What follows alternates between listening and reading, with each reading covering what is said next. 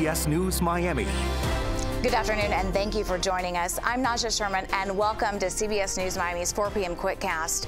Off the top, we are tracking Hurricane Lee.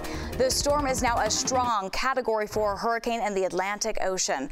Let's get right to next weather. Chief Meteorologist and Hurricane Specialist Ivan Cabrera with the latest on the path. And Ivan, could we see any impacts here in South Florida? Indirect impacts. I think rip currents would be about it heading into next week. We're still looking good. That hasn't changed, and I don't see that changing in the foreseeable future here. So as far as the structure of the storm, we had a Cat 5 last night.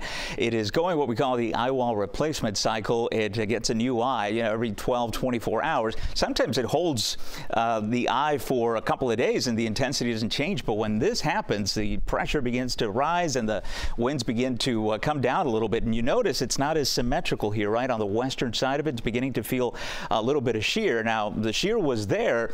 I've seen these storms, when you reach that intensity, they can overcome 20, 30, sometimes 40 mile an hour wind shear. But this has allowed, because of that eye wall replacement cycle, the shear to impact it a little bit more than is typical here. So we'll see what they do with the cone. As far as the intensity, the cone's not going to shift as far as direction or where it's going to be headed here. And in fact, towards the end of the period, we finally see from the National Hurricane Center a nice little bend here across that line there, which depicts where the center of the eye would cross, and that's an indication of that northward turn that we have been advertising the whole week, and that hasn't changed. The consensus as far as the models is excellent as far as that northerly movement. Yes, there's still some play on where that turn is going to be happening here, so that would impact a little bit more Bermuda or a little bit more the eastern U.S. with some big swells. That's going to happen anyway, but if it gets close enough to New England, they could see some more local impacts as far as coastal conditions there. The European and the GFS, the U.S. GFS, kind of flip-flopped a little bit, right? So the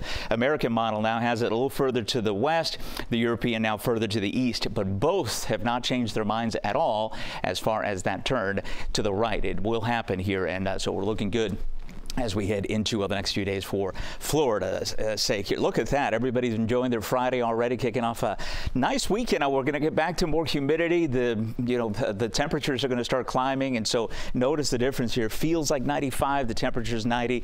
Those numbers are going to start going even further apart, waiting for the numbers from the National Weather Service. But so far, we've hit at least 92 degrees, a little above average. As far as rainfall, not much doing here. We have our sea breezes going, but the wind is so strong from the east that everything has been piling up along the west coast. And in fact, a frontal boundary to the north has been impacting Central Florida with numerous showers and thunderstorms. That will edge a little bit closer to us. The result will be just, humidity going up, moisture going up, and the resulting pattern here for us will be more showers and thunderstorms as we hit through tomorrow and into Sunday and Monday. But everything will pop inland, although they tend to drift towards the east when you get the winds that are not going to be as strong. So we'll watch for that this weekend. Rain coverage staying at 40%. We're locking that in through the next 7 days. As far as temperatures staying in the low 90s, but the feels like numbers back into the triple digits for the weekend. All right, Ivan, thank you. A final farewell for Broward Fire Rescue Battalion Chief Terryson Jackson. Hundreds of first responders paid their respects this afternoon to the fallen hero. Jackson tragically passed away almost 2 weeks ago. He was in a helicopter crash in Pompano Beach. CBS News Miami's Joan Murray has the latest on this emotional day. This was a celebration of life for Battalion Chief Terryson Jackson, TJ, to his friends. He was killed tragically nearly 2 weeks ago when his BSO rescue chopper went down.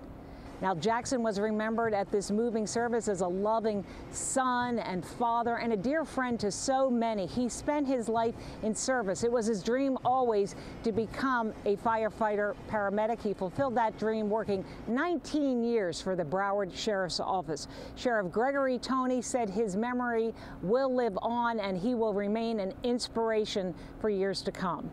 In Sunrise, Joan Murray, CBS News, Miami. Joan, thank you. The fate of abortion rights in Florida is at stake this afternoon. Justices on the Florida Supreme Court will hear arguments challenging a state law. It bans the procedure in most cases after 15 weeks of pregnancy. The outcome will determine whether an even stricter 6-week ban signed by Governor Ron DeSantis can take effect 30 days later. Opponents of the law say it violates the state's constitutional guarantee of privacy. 7 justices sit on the high court. 5 of them were appointed by Governor Ron DeSantis. Dramatic video posted on social media shows disturbing images. Miami police say 27-year-old Natalia Marina jumped into Biscayne Bay with her 3-year-old nephew and then took off her clothes. The Marine Patrol Unit responded swiftly after a report. Some tree lights in the area were vandalized. Marina may have been trying to avoid arrest. Police made this plea to the public. Yeah, we're in this together. Listen, at the end of the day, this could have been anybody's child. It could have been anybody else. I mean, I understand that we're in the age of recording things and putting them out there in social media as this video circulated. But at the end of the day, we have to help each other out. I mean, I don't know what would go through someone's minds recording a child drowning and how they can live with themselves. So the right thing to do is help out, call 911. A mental health counselor spoke with us about the issue. He says there has been an increase in desperate acts like this one in the past few years. Marina faces a mental health evaluation. She is charged with criminal mischief and endangerment of a child. Police say the child's mother was with them and has no idea why the aunt jumped into Biscayne Bay. If you or someone you know is struggling, there is help out there. The Suicide and Crisis Lifeline is available 24/7. You can receive support by calling or texting 988.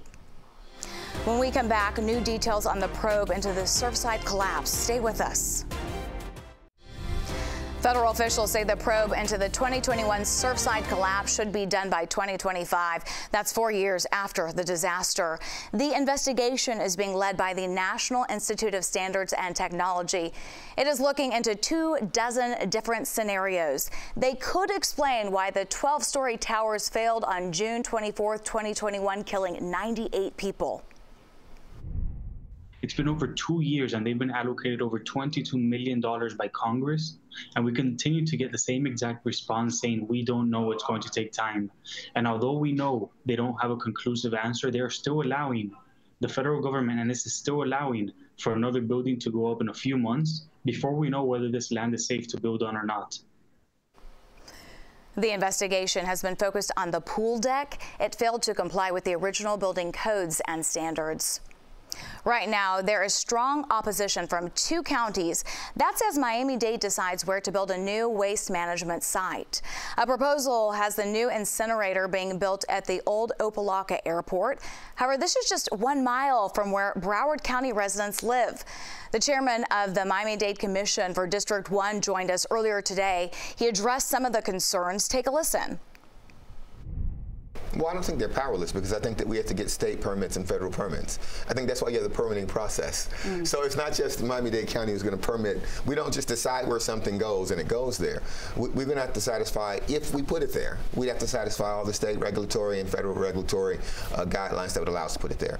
And to them, while they don't actually have votes in Miami-Dade County for our commissioners, I know that their health and their properties and the fact that they didn't build their homes or buy a home around an incinerator, I understand that concept because, you know, I just imagine if it were me. I imagine if it were me. So it's not lost on me, and I know it's not lost on my colleagues. And that's why I say we're going to do the best we can to protect people generally. I have that faith in myself and our colleagues. The controversy is following the fire that destroyed the waste management site in Doral earlier this year. A vote is expected to take place September 19th. Tense moments for Governor Ron DeSantis Thursday. During a news conference on COVID-19 policies, he was confronted by a man about racial issues. It's in the wake of the Jacksonville shooting nearly 2 weeks ago. So I'm here today because I'm one of the Americans who do not agree with all your policies. I feel that you have enacted policies that hurt people like myself, the people that I love, the men and women who are my children.